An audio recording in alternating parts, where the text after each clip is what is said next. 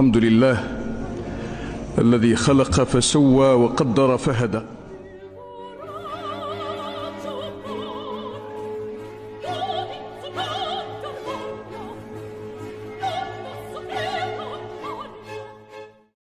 Hello there my fellow Kamara pill nootropic lovers. In today's video we talk about BPN-14770, also known as PBIO-4D. It is a PDE-4D inhibitor and is a nootropic with potential for cognitive enhancement, possibly greater than TAK-653 or any racetam.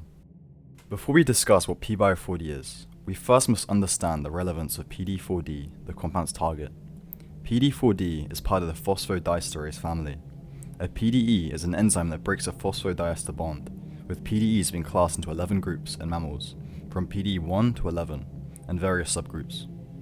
PDE4 is a primary C-AMP-specific hydrolase and is represented by 4 genes, PDE4A, B, C, and D. The PDE family has a lot of complexities, but in simpler terms, PBIO-4D is incredibly selective, targeting the PDE-4D3 and PDE-4D7 isoforms. The reason this matters is because first, it avoids side effects seen with previous PDE4 inhibitor candidates.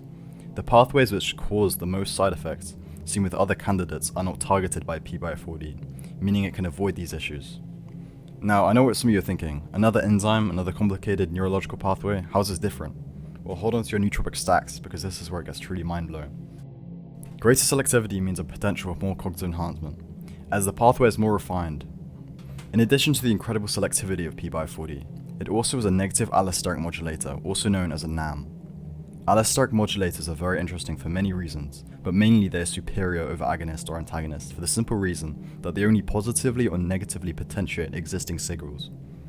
Full inhibitors or antagonists, or also agonists, lack the natural modulation that allostericism has, meaning that it can cause undesired effects and ones that cause decoherence within the brain. PBIO-4D is special in this case because it only inhibits 80 to 90% of PDE-4D, meaning that some still remains for its potential minor functions. Complete inhibition is found to be less desirable in studies. It also means that its modulation of C-AMP means levels may fall within a more optimal range, which is also desirable. In one study on monkeys featuring PBIO-4D, named D159797 in the study, it was shown that it significantly enhanced spatial cognition, increased memory retention, and significantly decreased wrong answers in testing. The results in this study were very significant, more significant than most nootropics I've investigated. There are also multiple rodent studies on the compound proving its procognitive efficacy. However, what I'm more interested in is its interactions with microtubules. If you've been following Roger Penrose's Orc War theory, you'll know that microtubules have a high likelihood of underlying a significant portion of the root of consciousness. It is a theory which postulates that consciousness originates at the quantum level inside neurons, rather than the view that it is a product of connections between neurons. Hammorov proposed that microtubules were suitable candidates for quantum processing, functioning as quantum logic gates that self-arrange in highly complex networks to underlie the basis of consciousness. It is a complex theory, going into quantum mechanics and other fields, but it holds relevance to PBIO-4D, and it is what makes it so interesting. The reason I bring up microtubules is because PDE-4D is a microtubule modulator, through PDE-4D interacting with the microtubule-associated protein known as myomegalin, aka PDE-4-DIP.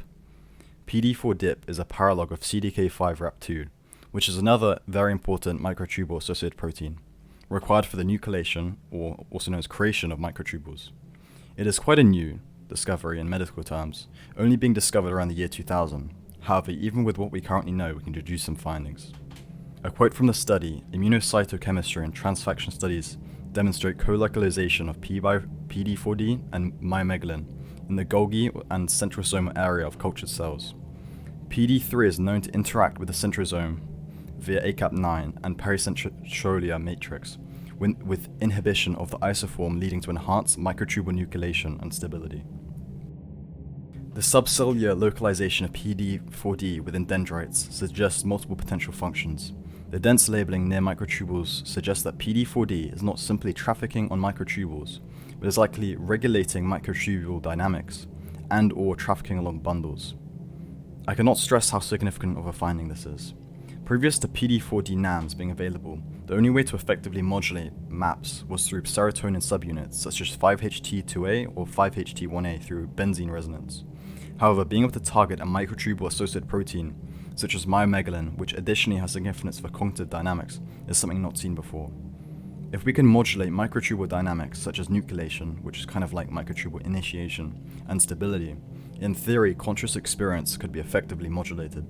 Until now, this has only really been possible with something like psychedelics or brain stimulation. From preclinical reports, PBIO affects things like dreams, conscious experience, intuition, and other cognitive factors in a positive fashion.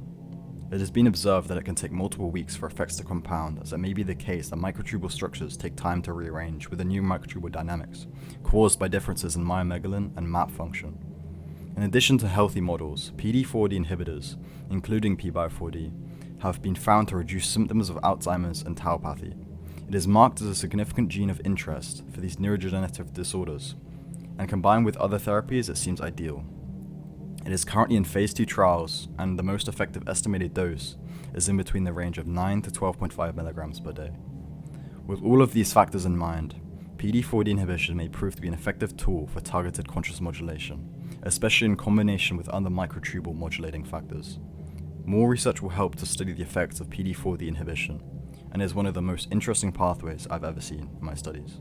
I hope you've enjoyed this video. Leave a comment if you're a true Kamarapool Nootropic fan, and I'll reply to all of your comments.